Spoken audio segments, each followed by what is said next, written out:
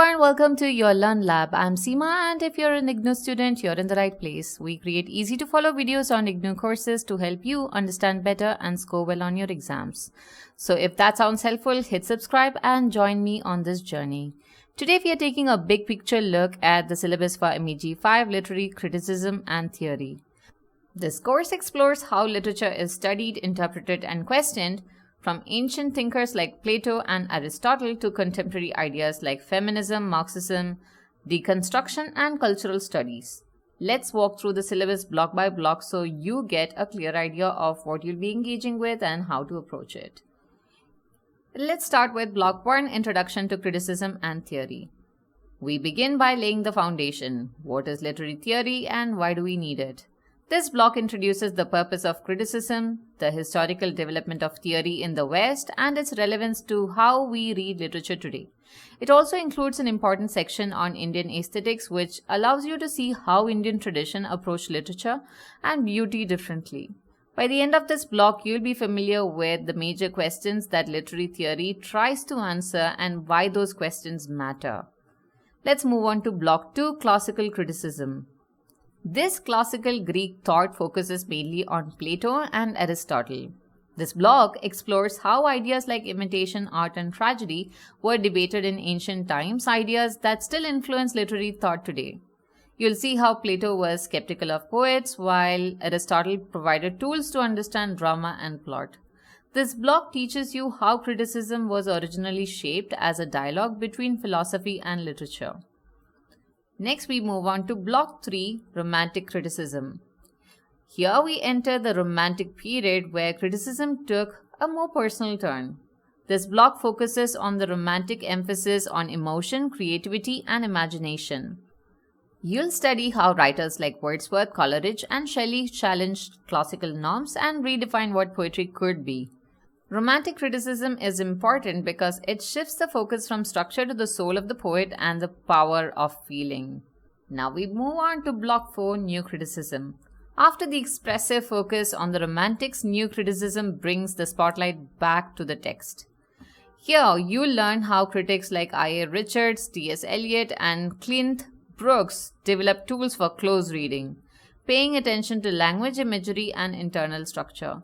This approach treats the text as a self-contained unit, independent of the author's intention or historical context.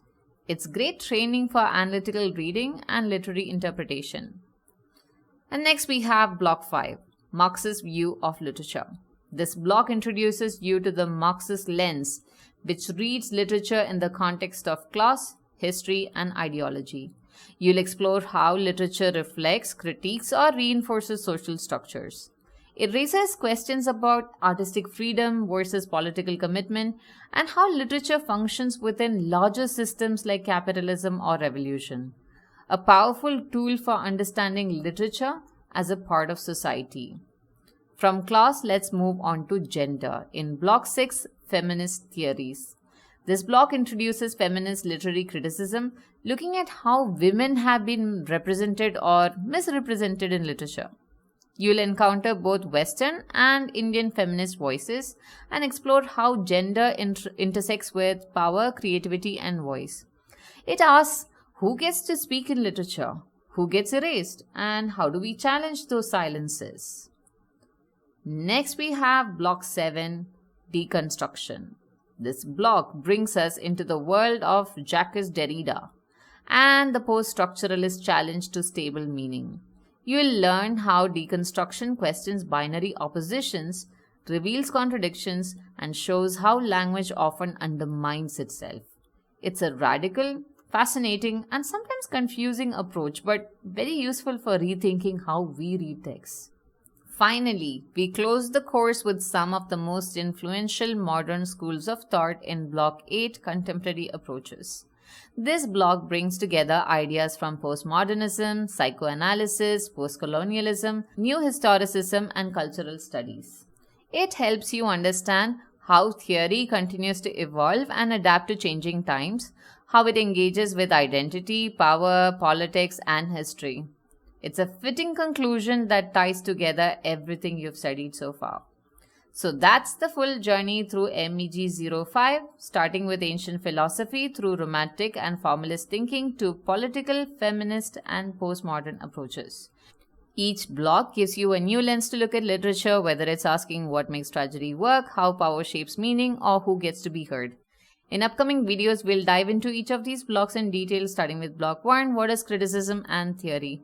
So, if you found this overview helpful, don't forget to like, share, and subscribe to Your Learn Lab. Thank you for watching, and I'll see you in the next one.